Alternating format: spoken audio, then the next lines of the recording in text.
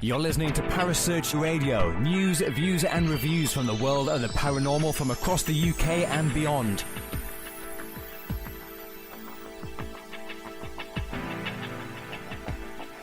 Find us on Facebook, Twitter and the World Wide Web. Parasearch UK Radio.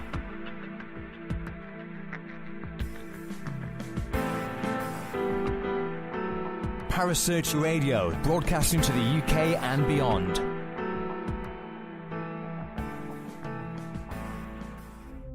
The views and opinions expressed by presenters and guests are their own and do not necessarily reflect the official policy or position of Parasearch Radio or its affiliates and sponsors. Listener discretion is advised.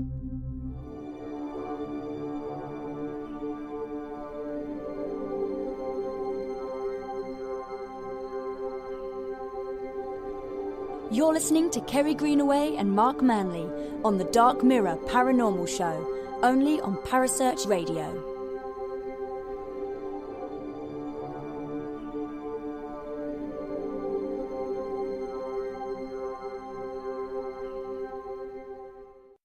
Good evening and welcome to the Dark Mirror Show. My name is Kerry Greenaway and tonight I'm joined in the studio just by one lovely co-host, and that's my lovely Mark Manley. Good evening, Mark. Hello, good evening, and aliens! Yeah. We are definitely hitting the alien vibe at this moment in time.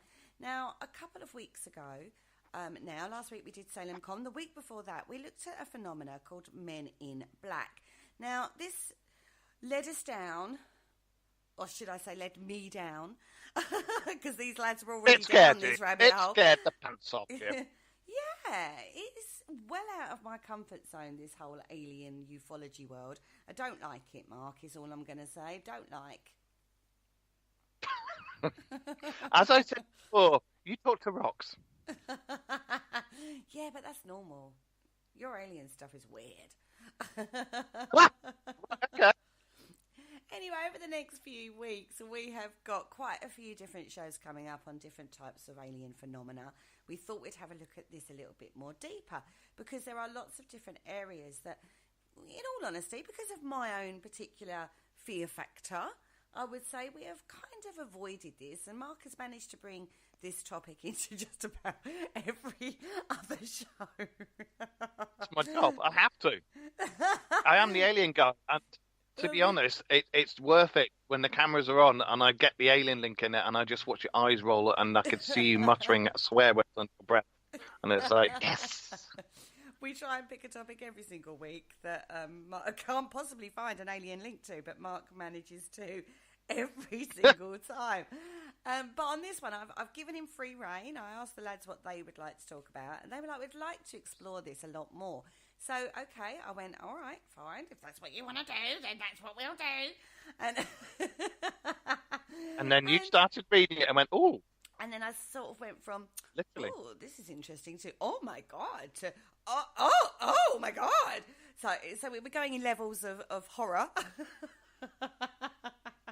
Yeah, I'm glad you said that because, you know, I was about to say, ladies and gentlemen, this isn't an 18s only show tonight.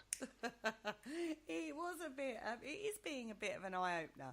Anyway, tonight on The Dark Mirror, we're narrowing the field down a little bit. We're having a little look at aliens and their types of craft, because I always thought, actually throughout this little rabbit hole that I'm now down, I thought it kind of, to me, it seems like that there's about 4 main ones.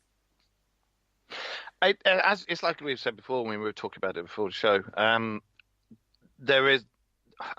There's an A to Z of aliens, which is bizarre, but there's an A to Z of pretty much everything, and I would imagine there's an A to Z of dog poos as well. But anyway, a lot of these aliens, I think, are the same particular type or species, whatever you want to call it. But I think it's like they, as we like expats, like people who go to Spain and go and live there. It's like that. We've got reptilians who go, what should we do today? Let's move house. Where are we going to go? The other feckin' galaxy. We'll go over there. And hence the Irish accent, because they're green. So, you know, you've got expats that go to Can you imagine that? Irish reptilian aliens. Reptilian aliens. Now there's a concept. How do they drink whiskey with those mouths? I honestly don't. Maybe anyway. straw. I don't know. But you gave me a list. There's loads and loads of different names. So you said there's like an A to Z of aliens. And but when I read through this, it does sort of seem to distill down, I suppose, to four main types, roughly, doesn't it? Yeah, basically, because I mean, there's all different names, but there's the same things live on different planets. So you've got like reptilians live on X amount of planets. You've got greys who possibly live on X amount of planets, and the Nordics and the Asiatic ones, and what do you call them? The other things, the big ones. Well, I can't remember them. Yes, aliens. The ones that look like a pug. So like aliens. Oh my god. So you've not seen Doug Pug? No. You've watched Men in Black, haven't you? Yeah, but details, mate, innit? It was an alien inside a pug, weren't it? Yeah, but we have a pug here, and to be honest, when you talk to him sometimes, he looks back at you, and you can see him going, "What?" And you know, talking to rocks, right? Yeah, but at least the dog will do things if I offer him peanut butter. Your rock can't do things like that, can he? No. I don't know. True, I suppose. Point taken. So anyway, let's start educating me on the types of aliens that you found. So kick off with throw an alien at me, and let's have a look at a type of alien. Not literally, obviously. I think one of them. Poof! Knocked across the room by an alien. I think one of the four main ones are the Nordic type ones. But apparently there's a group of Asiatic ones and Nordic ones who, and again, this ties into a previous show about the Hollow Earth theory. Apparently, these guys discovered a vast system of caverns below the region of the Gobi Desert and surrounding areas thousands of years ago, and have since established a thriving kingdom within, one of which has been interacting with other planetary systems up until current times. The vast cavern systems below Tibet allegedly link the Agati system of Central Asia to Snake World, a multi-level cavern system under the southwestern slopes of the Himalayas, where I am not speaking derogatory, where the Nagas dwell, according to Hindu legend. Here is a serpent cult of human and reptilian collaborators dwell. Oh, so you got reptilians in there as well. One which is said to have had contact with the Nazi Thule Society during World War II. And that actually would be another show, because that's quite interesting, the Thule Society. Long ago, an Asian prince is said to have led several militant followers, warrior monks like Hudai, war, into the caves and came in conflict with this serpent cult. Following the conflict, the reptilians and collaborating forces were driven out. However, in recent centuries, they have regained some ground. Where they get this information from, I do not know. Well, what struck me about this particular one was it talks about them living in a multi-leveled cavern system, everybody. Cavern system. Now, we've seen this Alpaca Mountains. I know, right? But that's true. That's exactly what I was about to say. We've heard this theme come up again recently when we watched Helia. They were talking about a massive cavern system where little goblins, were supposed to come out of this cavern system, and that there are subterranean aliens, for want of a better word, who live in these underground cavern systems. And they come out, and their sightings have been seen across the globe on this. So this does remind me of that, but they don't. What the difference is, though, is that they're talking about these ones looking like reptilians, whereas I wouldn't necessarily describe what other people were seeing were like reptilian looking. They were more what you would imagine a grey to look like. So, I think, again, it depends whereabouts in the world you are, because, I mean, if you've got one, I mean, when you look at this, I mean, a lot of it goes back to legends and like Sanskrit writings and things like that. So I think these are possibly, I don't think they're necessarily aliens. When you read into it, I think it's possibly remnants of precursors, something like that. or that there was lots and lots of different types of human beings, and this, that, and the other. There wasn't just cavemen, Neanderthals, and humans. There was vastly different ones. So maybe a branch of that went off and decided, I'm going to live in a hole in the ground, So, and as far as the reptilian ones are concerned, why not? There may have been an evolutionary thing that went off and walked on two legs and licked windows. I don't know, but they may have done it. But I don't think they're necessarily aliens. They may have vastly superior technology to us, but they just live under the ground. Which, if you got vastly superior technology, would you want to live under the ground? I wouldn't. Can you imagine all those fat bottles in there? Jesus, feel like being on an aeroplane. But there are massive cave systems that run across many of the continents across the world, and it is a theme that comes up time and time again. So unless you was actually been able to, I don't know, go down them and follow every single avenue, you can't do that. Can you? The one thing I will say is they are finding new things every single day in and on the world and in the sea and everything like that. There's more and more things being discovered that we thought were either extinct or impossible, So this is why I'm very open-minded with things like this, because it's like, well, yeah, it could exist. Same with aliens. I think that they do exist. I think they're real, because I don't think we're the only planet in the whole of the cosmos that's got intelligent life on it, because for every single star you look at, there's one or two planets in that system that are capable of sustaining life. And again, why has it got to be carbon-based life? If it was different evolutionary strain, it might be something else, silicone or something. Oh, true. That's true. I mean, so as I say, when we was reading through this list that you gave, that you came up with, this Nordic one, Nordic looking, there were lots of different names for it, wasn't there? I mean, the Tarticans, is that how you would say that? Agarshans. No, another name for them is the Antarcticans. That links into, the Antarctican, yes. Yeah. That appears to be the Blonde Human Society. See, the whole reason I didn't mention that is because that could possibly be another show, because I know a story about the Antarctic ones and everything that went on, and the US I don't know what you call the head of the Navy over there, but the US guy who took his fleet over there and had basically a scrap with a couple of UFOs and stuff. So that would make for an interesting show. That's why I didn't say anything about it. As I say, this is, I think, the problem with these kind of putting them in boxes. Do you know what I mean? And I think this goes across the board with all phenomena. People try to put things in boxes, don't they? Well, I mean, there's also the thing that, there's more and more evidence coming to light that the Earth's a lot older than people think. It is actually round and not flat, and that there were precursors to us who had vastly technologically advanced to us. So who's to say that these guys didn't go and settle on other planets, or that we're the product of somebody settling on our planet, and the original ones were Nordic looking. But when you look into the Antarctican ones, it's actually, there's a grain of stuff there that makes you go, things that make you go, because it talks about the Aryan Nazi scientists having a base there, and that the Nordic looking ones were very, very much the Aryan poster boy look, blonde hair, blue eyes, tall, muscly, so there's things there which, I'm with you on that. I mean, even like the Atlans,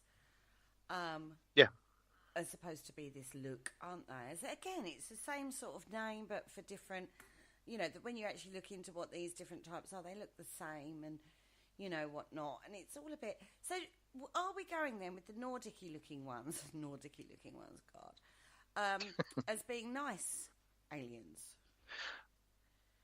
Well, if you take out the Nazi factor...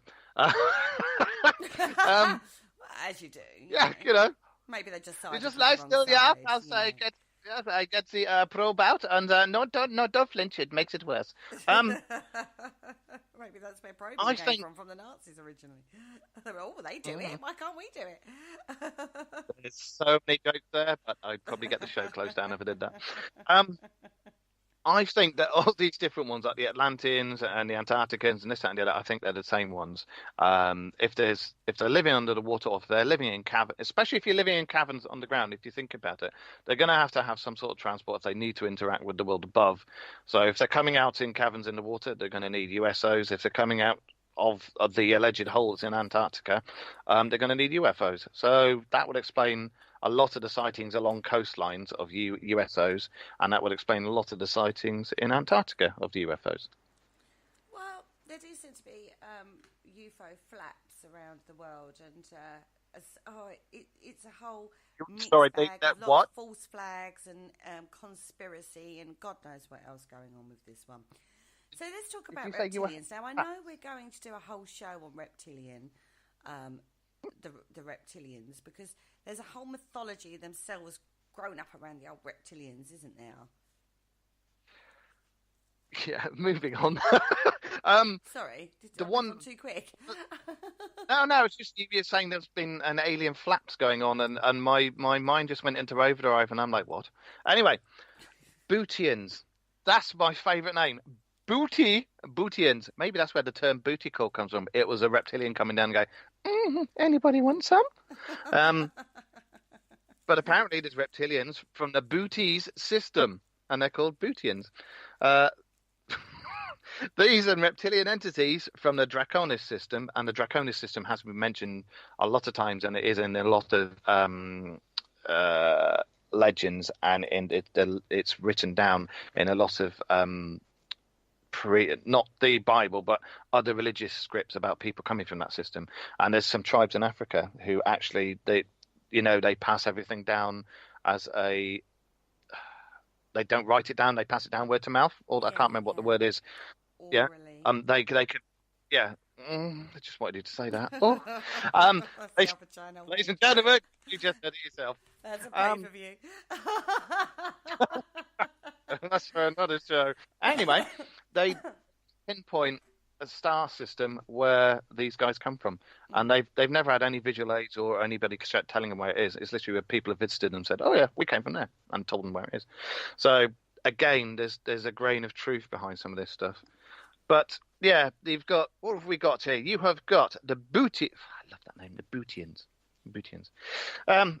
They're supposedly involved with the Dulce scenario, and as well as the infiltration, implantation, and control of human society on Earth in anticipation of their planned takeover at some point in the future.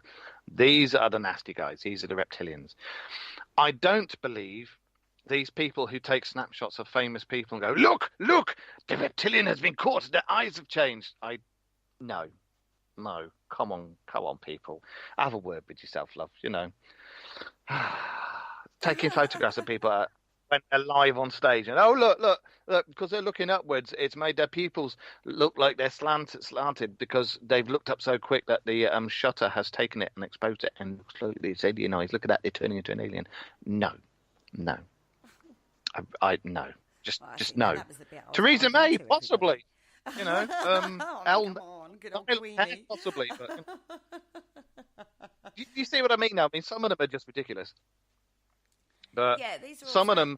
The shape-shifting ones are called chameleons, aren't they? So they're able to make themselves look human. But as I say, we're going to do a whole show on reptilian shapes. I can't believe we're going to be doing a whole show on reptilian shapes. That was your idea. Well, that one was your idea. I know, because at the time when I was going down this blinking rabbit hole that you sent me, there's a lot of stuff on that. There is. I mean, there's some batshit crazy ideas out there, mate. Seriously, it's our job to look into some of it, right? Well, this is very true. I mean, we wouldn't be the Dark Mirror Show if we didn't investigate all these wild and wacky theories. Some of it, though, as I say, there's a grain of possibly fact or truth in there. I don't know, but there's something about it. But some of these things, like I say, like Beyonce being in the reptilian and this, that, and the other, really, no. possibly heads of. I can see the infiltration factor with people in powerful high places in government and stuff like that. I can understand that, and that'll be coming under the chameleon one. But Beyonce, people like that, no, because they can't affect people's political thinking that much. They can a bit, but not that much. Wow, who knows? We'll cover that, I'm sure, in a lot more depth at some point. Well, yeah, next week, I believe. Yeah, that's actually next week, everybody. We're looking at reptilian shapeshifters next week. So, okay, so if they're not the nasty reptilian shapeshifters, what are the reptilians? Because I heard somewhere, I can't remember where I read this now, but they lived underground as well. I mean, gosh, there's a whole subculture of war and crap going on underground if the Nordics and the reptilians are under there. Well, apparently there's also, I mean, I read this on other things and I didn't include it in the research, but I have read that there was apparently, again, I'm going to sound like I need my medication. There were bases on the moon of one base of the Draconians, which was on the other side of the moon, and there was Nordics and something else that was a joint thing with the Earth Force, because there's all these theories that we've had a base on the moon for ages, and we're in league with other aliens, and we're the good guys, and we're helping keep the Draconians at bay. And in some of the things I've read, they've talked about there was a war up there, and the Draconians very nearly beat us, but I think it was Andorians, 3 people from the Andorian system came and helped us and gave them a kick at the backside at the very last second. So whether you believe that or not, again, I may be the alien guy, but some of the stuff I read, I'm just like, yes, and which experimental drug of the week have we been on this week? So yeah. Who knows, right? Well, I mean, when you look at the list of lack of hardcore evidence probably would suggest that one's not true, right?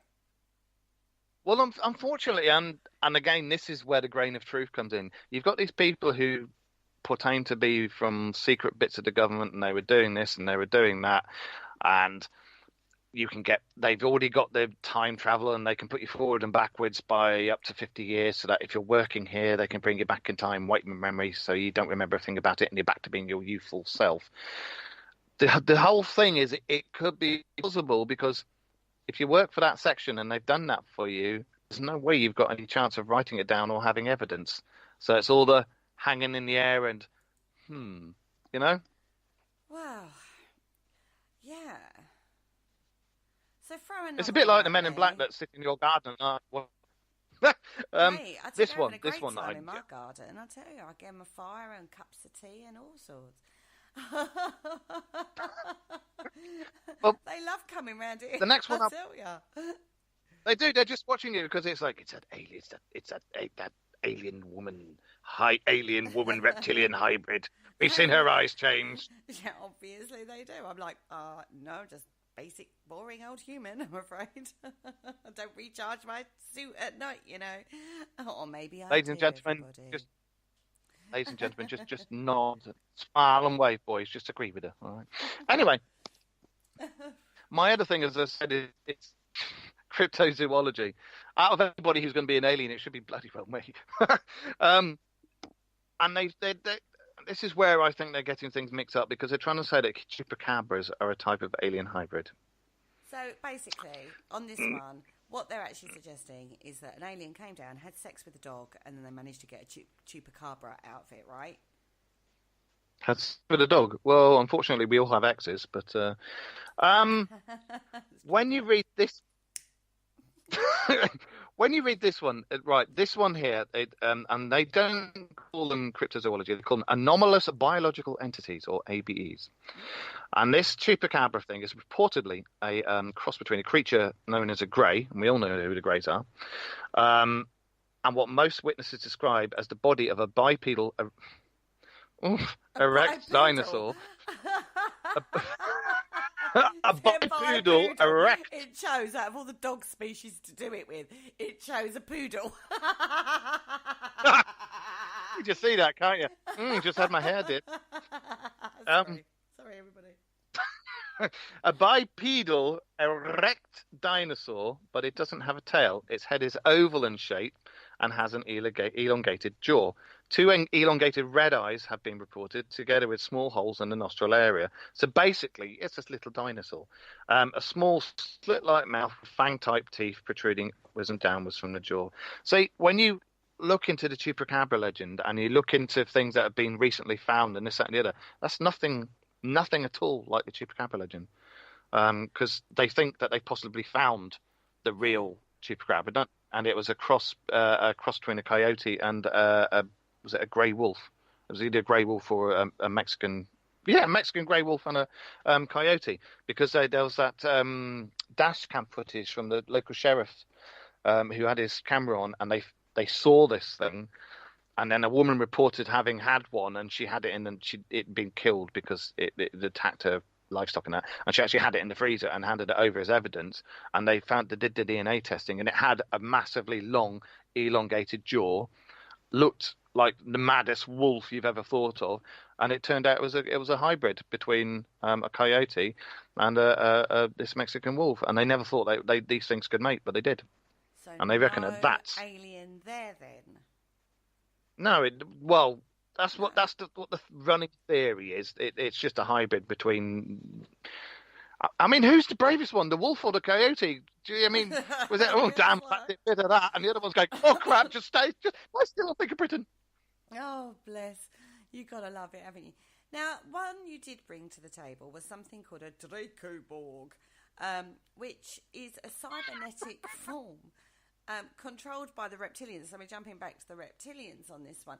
Now, this actually fits in with some of the Men in Black phenomena that we talked about. It does, actually. Doesn't it? Because some of the things that have been said about the Men in Black have been that they've actually not seemed particularly human, that they're not exhibiting human personality traits, that they were almost mechanical almost in the way they acted. So this kind of does buy into it. So what they're saying on this one, that they're sending these Dracoborgs to people's houses to scare them, to keep them shut up. I mean, okay. Well, that's what we were saying in the show. These guys turn up and basically say, shut it, or that's it. And there's a comedy show in America, and that has one of these robot things down there, and it's quite funny. I can't remember the name of it, so that's useless. But yeah, there you go. And that's all about people who've had alien encounters and this, that, and the other. And it also does it from the alien side as well. And it's just, you've got reptilians in there, you've got the Greys, and you've got these Dracoborgs. I have to say, like I said on the Men in Black show with this one, if they have the technology, or have the technology to be, multi-universal travellers, they're going to do a damn why haven't they just job done it with their Borgs? Do you know what I mean? Or if they actually shapeshift, just go themselves. They don't need to send a Dracoborg to it. I mean, come on now. Well, also, I mean, you've got to think, if these guys have got this technology, and if they're not in league with our governments, why haven't they just gone, boom, hey, we're like your masters now, do as you're told? Or, hello, we're here to help you. Yeah, well, that brings up a whole different topic, doesn't it? Now, there is one you've got on here, which reminds me actually of a crypto, again, going back into the crypto world. I knew them as the Gobi sandworms. Yeah, that's right, yes, the death worm. The death worm. Or dragon worm. Yeah, yes. And I know we did the cryptozoologist John Downs actually went out to the Gobi Desert to see if he could find any evidence of them. I don't believe he did find any evidence of them. But this is a theme that is actually quite a tale, in the crypto world, isn't it? The Gobi death worm. Oh, yeah. But they're called dragon worms. Well, do you remember the film Tremors with Kevin Bacon? No. Oh, my God. You've been living under one of your rocks, haven't you? Well, everybody out there, Tremors, you know exactly what I'm talking about. That is a dragon worm. Creatures are largely subterranean and they've reported on very rare occasions. Yes, the Gobi death worm, and I've seen the thing where they've gone out and really looked into it. They have found what they think are tracks and possibly old, I'd say homes, but holes in the ground. These things are supposed to be poison and everything as well, aren't they? But yeah, a mutation of the serpent race which lost the use of its limbs through centuries of atrophication, like our snakes have. It's nevertheless apparently a part of the reptilian conspiracy. The dragon worms are reportedly very intelligent. If they're very intelligent, why haven't they forced themselves to grow arms and legs again, according to certain sources? They have sometimes been described as appearing similar to a giant reptilian worm or slug. So basically, Jabba the Hutt. Mm-hmm. Star Wars, Jabba the... Do you know what? I know We Star need a new Wars, presenter. Yeah, I know Star Wars. I do know Star Wars. I'm just like, yeah, all right, okay, really. If they're incredibly intelligent, why a worm? Well, if any of these You know, species are incredibly intelligent, I kind of think that, it doesn't really matter what I think on this, to be fair, but what do I know, right? I'm very skeptical still, but I don't want to see one either. I don't want an alien of any form, no matter what form, to pop up and go, "Oh, Gary, we're real." You know what I mean? Because I'd be like, "Oh my god." That's going to happen now. You know that, don't you? That's going to happen. At some point, you're not going to so. know what's going on, and you're going to be like, "Oh my!" and then beep beep beep beep beep beep beep, and lots of swearing and stuff. I wouldn't be allowed you're going to ring me up on that day. I wouldn't be allowed on the airways on that day. I'm absolutely sure. Now let's talk about greys, because these are the most infamous, shall we say, of the alien species. Now these are the ones that. Now I've heard that they are almost like a slave race to an other type of alien, like an overlordy kind of alien. It just reminds me of bad TV programs, quite frankly. There's three theories with the aliens, with the greys. There's the they are the overlords and the malevolent force in the universe that controls everything. They're sort of like Despicable Me, the minions. They're like clones that have been made to do the dirty work of the taller ones, which are the green ones, or also known as the greens, who are possibly slightly bigger, but we'll go into that at a later date.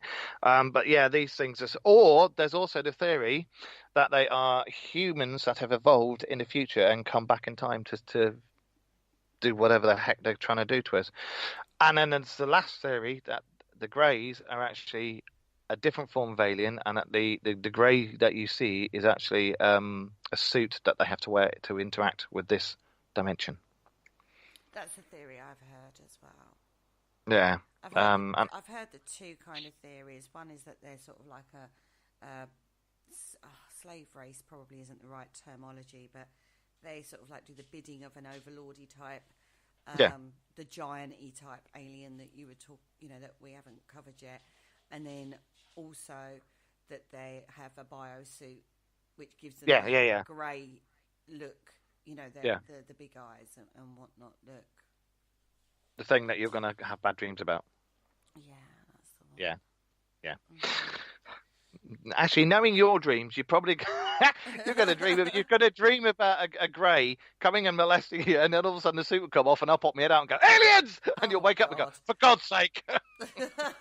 Oh God, no! Please, that's a nightmare. And I'm saying that with love in my heart. You understand? Mm-hmm. So, what's the giant-y ones? The giant-y ones. Tech terms all the way here, right? You've got two types. You've got the greens, which are basically the greys but green and human size, and they got olive green skin color, but they also claim they come from an underground land or cavernous realms beneath Europe, which they refer to St. Martin's Land. And if I remember rightly, one of the shows we did concerned two children that came out of a cavern that were green and claimed they came from that land as well. Yeah, you're right. The wolf pit.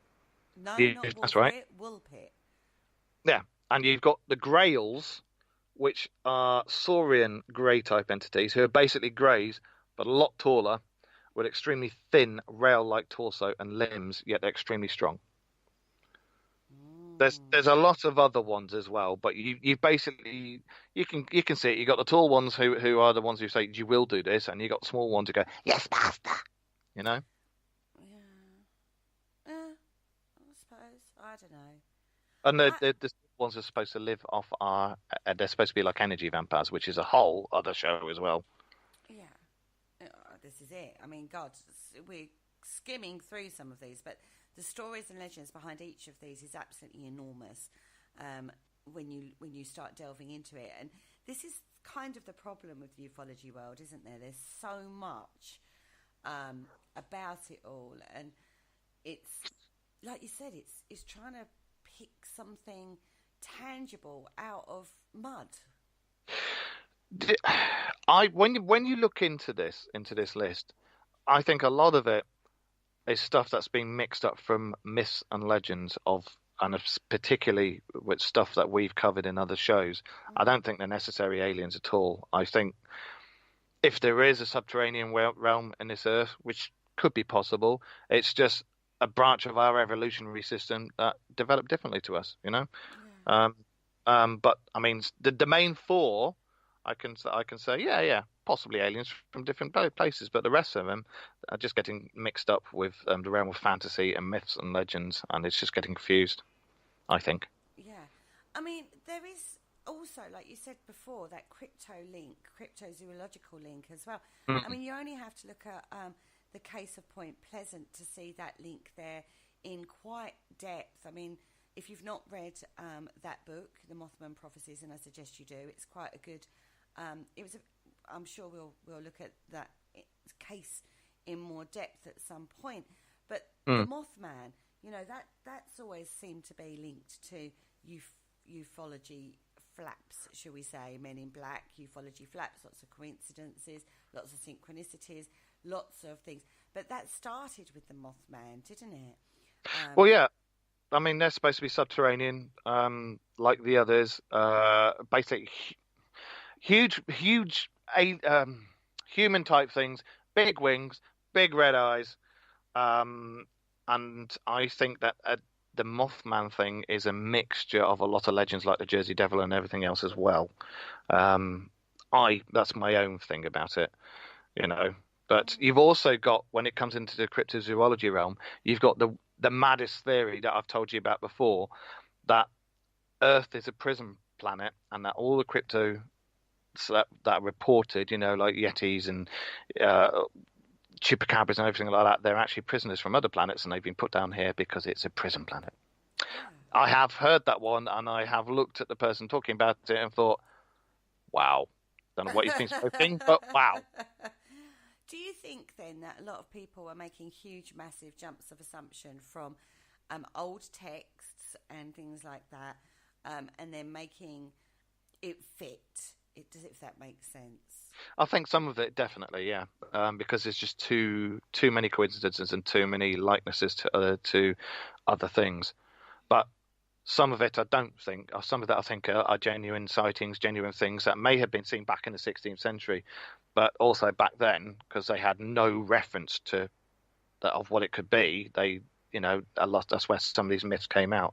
So I think over the mists of time, myths and legends and sightings have mixed together and come out as this hodgepodge that we get now.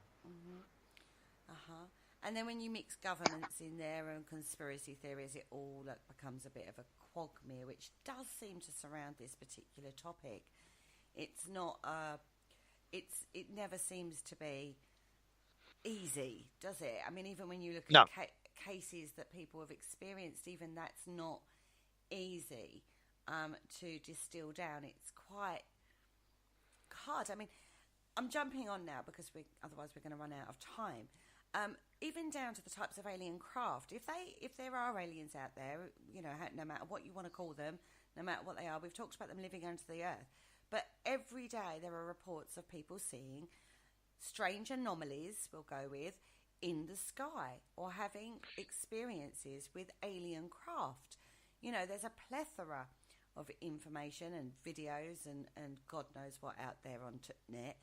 And one thing that struck me, and I say I've only scratched the surface of this, is the amount of different ones. I mean, surely this is just technology that we are developing as humans that is being put under this banner of it's alien, everybody. Just so you know, so just so you don't think it's like, you know, we're not doing that. We're really not doing that. It's got to be aliens, right? Because that's a more believable scenario. That's kind of where I go with this, the flying saucer thing. But when again, you sent me a huge amount of research on this, and you even sent me a database, a UFO-shaped database, and jeepers is all I can say. There's even a Death Star on there. Yeah, there is, isn't there? I'm just looking at it now. There's a Death Star on this list, everybody. But, I mean, there's cigar shapes, there's triangle shapes. We've talked about that before when we had C.J. Simmons on. He saw something strange in the night sky over the Jamaica Inn that night. But most of You've got Oumuamua as well, wasn't it? Our intergalactic visitor that came through. And since then, there's been sightings of more of them. It's weird. Do you not find it all so very weird? I mean, if they've got this technology, I keep going back to my head, logic, rational. If they've got this technology, then surely they wouldn't need to hide, right? They would be, we are the superior race. You can't do this, can ya? So, watch out, everybody. I mean, that's kind of what I would think. Or we're not that much of a threat at this point. We're more of a threat to each other than we are to intergalactic. So we can blame it all on aliens and stuff as much as we like, and the threat is external, not internal. But it is an internal threat, not an external threat, because so far they're hiding underground, they're blobs of light into the sky. They might be having a few psychic experiments or psychic encounters with people, which seems to be a theme too. People are connecting with them through a psychic method rather than them actually popping around for coffee. Things like that.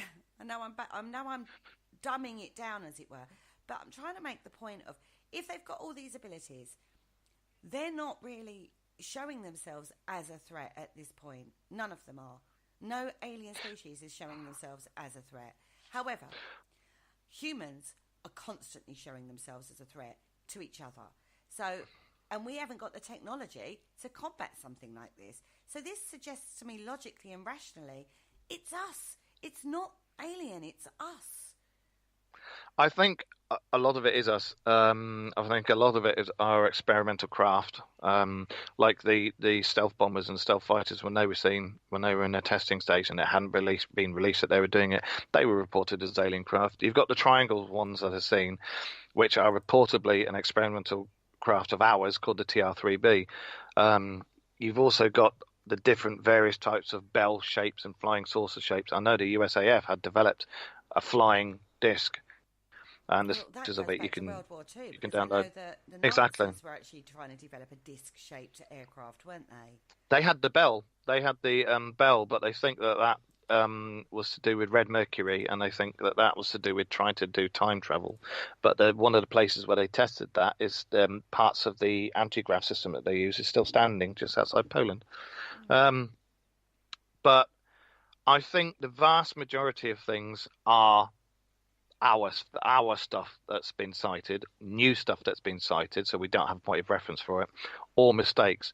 But I do think there's a possibility that some of it are genuine sightings. But I think that the vast majority of them are misinterpreted sightings or experimental craft. Or unidentified atmospheric phenomena. See, I'll tell you a little story. As you know, I lived in Somerset for a long time, so every now and again I start to talk like that. I used to go beach casting, which is basically where you just go down to the beach with your mates and some beers, and you stick your rods out, and you just sit there and wait for the fish to bite. And we would always do it at night when the tide was coming in, because that's when you could get the big dogfish and everything like that. But not just myself, a group of us on many, many occasions have been beach casting off a place called Lyme Regis and a bit called the Cobb. And we'd all be sat back in deck chairs talking to each other and looking up the sky, and we've all seen these lights, and they're up in the stratosphere or something. And they're obviously a type of craft, but the way they're moving is more reminiscent of like fireflies. And there's nothing we've got that can move like this, but we've loads of us have seen it. And I'm sure many people across the world who've done the same thing, gone out fishing, this, that, and the other at night, looked up in the sky and seen these things and gone, "Ooh, what the heck's that?" But these things are moving just at breakneck speed, making turns and things that we just couldn't possibly do. Like I say, I've seen it. There was no drugs or anything involved. It was, and we were all like, "Oh, look at that!" And it wasn't just one or two. I think there was on one occasion there was about 3 or 4 of them. But is there something that's up in the stratosphere that we don't know about? Is there some sort of, as you were just saying, biological entity that we don't know about, or is it a craft? But whatever it was, the way it was moving, there's no way it was earthbound. Well, no, because it's in the sky. Well, no, but I mean, it didn't come from Earth because we don't have the technology for that, you daft bugger. But you don't know, do you? This is the point. You don't know. I mean, there's been a case recently where there were strange lights over can't bloody remember the town now, but they said it was seagulls. Seagulls. They said it was like lights bouncing off of seagulls, and then everyone was going, well, it can't possibly be that, lights bouncing off of the back of seagulls, because then, in conditions and stuff like that, it's, I can't remember where it was. It was in America somewhere, or Brazil. It's always Brazil. It's always South America or America. The South American governments are actually the ones who are coming out and saying, yeah, there are aliens. We've got this footage. We've got that footage. Have a look at this. Make of what you want of it. We've known about it for a long time. They're real. And they're not bothered because they take it very matter-of-factly, and they're like, yeah, they're here. They don't mean you any harm. They're just, just nosy. We know they're real, but the other governments are going, oh, no. These South Americans, oh, no, they don't know what they're talking about. Yeah, I think they do. Well, there is supposed, should we say, evidence of alien craft. People have got strange markings on the ground, like where the alien craft is supposed to have, like, set down, landed. There's, for years people believed that crop circles were evidence of alien ink. I lived in Somerset, and I can tell you now that for years you've had people going into fields in the middle of the night going, right, you get this plank here and we'll just walk a bit, step in it. This will bugger them up. Oh. And then going, we did that one all right. Can we do a difficult one? Give us a challenge. How quickly can we do this? You know what I mean? And then people have said, but they saw little lights. Whilst the formation was supposed to be taking place, little lights. Well, surely that's the little torch on the foreheads of the guys doing. Some of the crop circles have actually had radioactive material in the ground, little tiny round spores that have been found throughout the whole of the thing. Those ones I don't know about, but I know a lot of them in that scene are just people being idiots or making shapes and fooling people like us. Artistic, actually. Some of them are. But gorgeous. One thing I will say about alien craft, you've seen the USS Nimitz footage from one of their fighters that was following one. Oh. Yeah, there's actually video footage because USS Nimitz had this one particular craft bugging it for about 5 days, and it kept appearing and buzzing the aircraft carrier, and then they sent out some planes up after it just to see just what the heck it was. And I've seen the footage from the plane of this thing following it, and he's like, I have no idea what it is. It's going speeds I can't keep up with, and it's moving like nothing we've got. And it goes on for quite a while. Playing devil's advocate on this particular one, we talked about this a little while ago, didn't we? And it was a balloon. No, that wasn't the USS Nimitz one. I know the one you're talking about. No, that wasn't the Nimitz. And the guy who was flying the plane was saying the same sort of things. It was like, it's on radar, and blah, blah, blah, blah, blah. And it turned out that when they looked into it, it was actually just a balloon. See, I'm not sure about that. That one, yes, but the Nimitz one I'm not sure about because there's so many eyewitness testimonies from people on the ship that saw this thing come down really low and buzz the aircraft carrier, and it was way too big to be a balloon, and it wasn't a Zeppelin or anything like that. So, but the other one, yes, you're right, that was a balloon. But I think that kind of does highlight that mistakes can be made with what they think they're seeing. That things aren't, the perception of something isn't always what you think. If that makes sense. That's what I said. The majority of it, I think, is because we don't have a reference for what they've seen. It just gets put down as UFO. When we all have pareidolia and things like that. So I think the vast majority are just misreference or possibly experimental craft. But I think there are some genuine cases, but the misidentification or experimental craft cases far outweigh the genuine ones. I'm with you on that, in all honesty. So, have they linked specific aliens to specific craft? So, like, you'll get the alien greys in a round craft, and you'll get the Nordics in a, cigar-shaped craft, and then you'll get a, reptilian shapeshifter in a triangle craft. Have they done that? Is that a thing? Be honest, I couldn't find a lot of evidence to do with that, because when I was looking into the different types, there's actually not a lot of stuff out there about the different types, or saying which type has this and which type is that. But I will say that looking at the list of the 90, yes, ladies and gentlemen, 90 identified shapes so far, the majority of them, I think, like all the disc ones, I think they're the same thing, just seen from different angles. So I don't think there's like 20 or 30 of those particular type. It's just the same one seen from different angles, But I will say, the same as with our Navy, you're going to have medical ships, you're going to have cruisers, you're going to have carriers, you're going to have bombers, you're going to have, there's going to be all different shapes because you're going to have different purposes for different ships, I think. So let's pop down the list then to TRUFOs. Ha! I love that. TRUFOs. Not UFOs, but they're TRUFOs. Now, these are true UFOs. These are ones that people can't, or so far, people haven't been able to explain as, a plane or atmospheric phenomena or, any seagulls.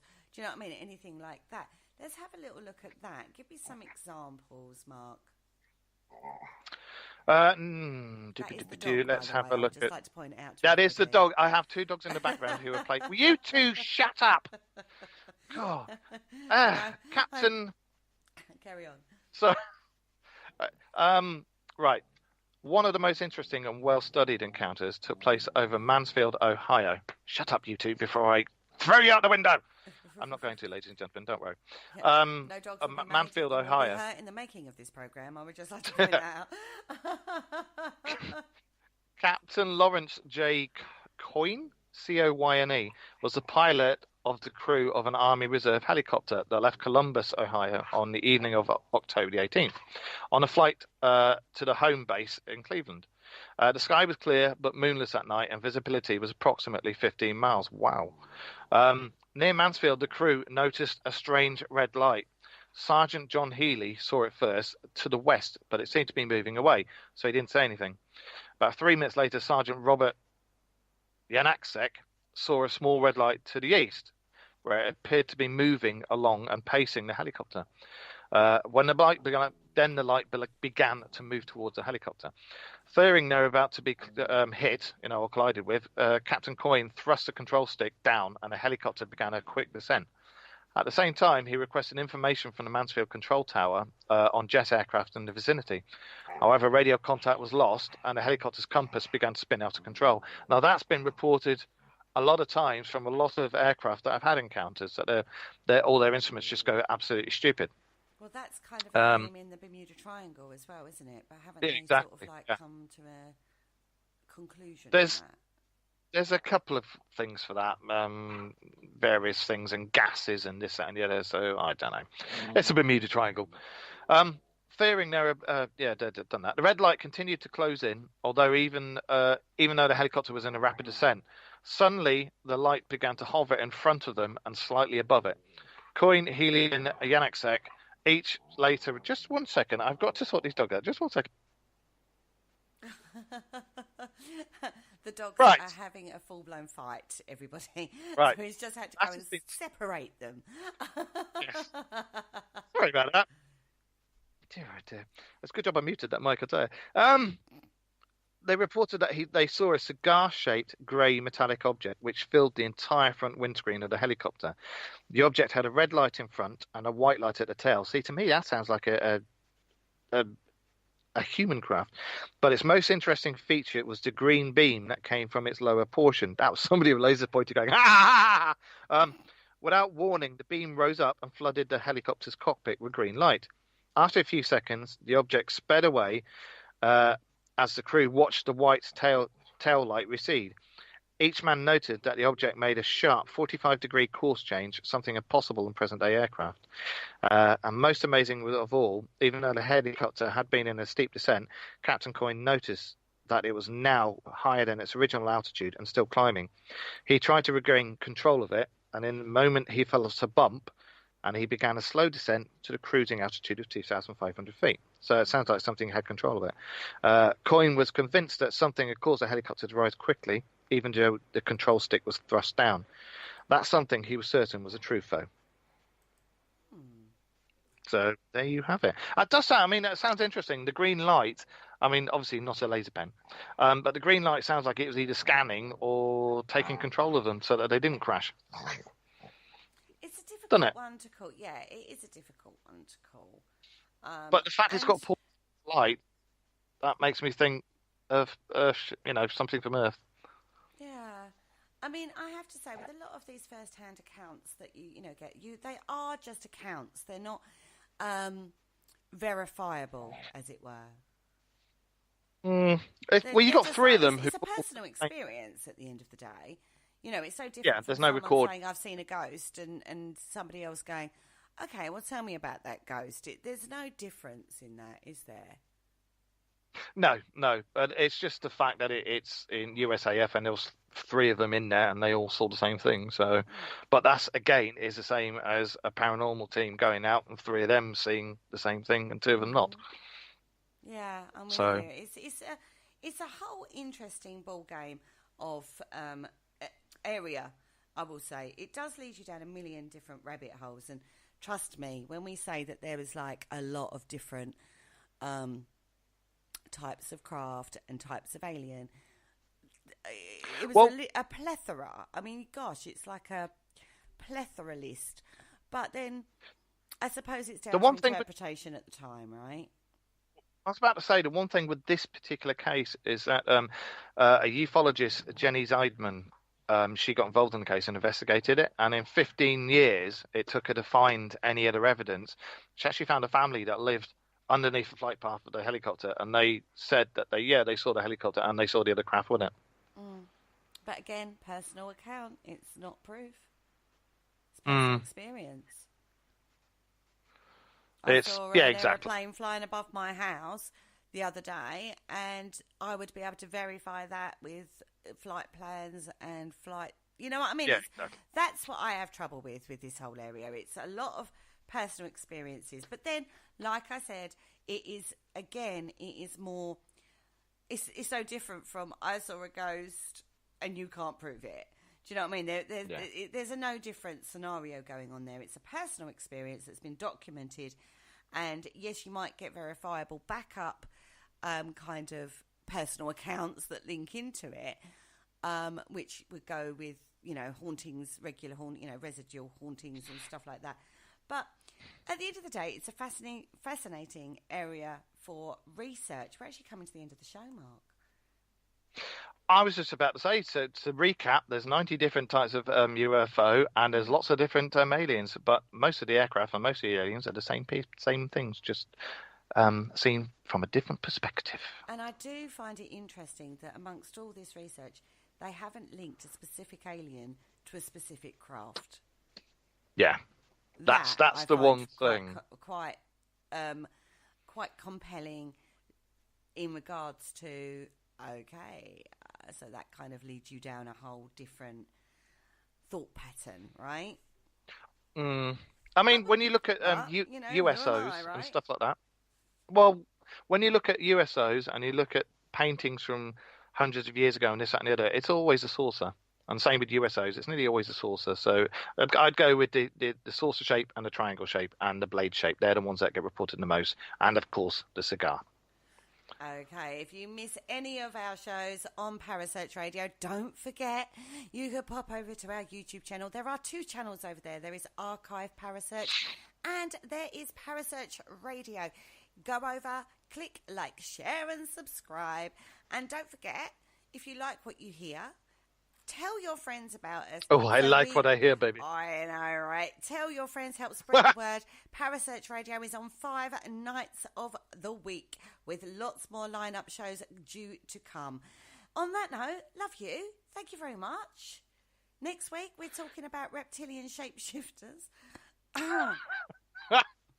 Told you. You could do the research for that one. Honestly, we're down a deep rabbit hole on this one. You want me to do the research on that one? Yeah, because I know that you're going to be sending me messages and going, Mark, WTF. Okay, we will see you back here 9 p.m. next Friday evening. Don't forget, Monday on the Parasearch Radio group page on Facebook, I will be going live to give you a rundown of all the shows up and coming for the week. And on that note, say good night. Good night, guys, and aliens! Thank you for listening. Don't forget to join us for more shows throughout the week. Find us on Facebook, Twitter, and the World Wide Web to keep up to date with all the shows right here on Parasearch Radio.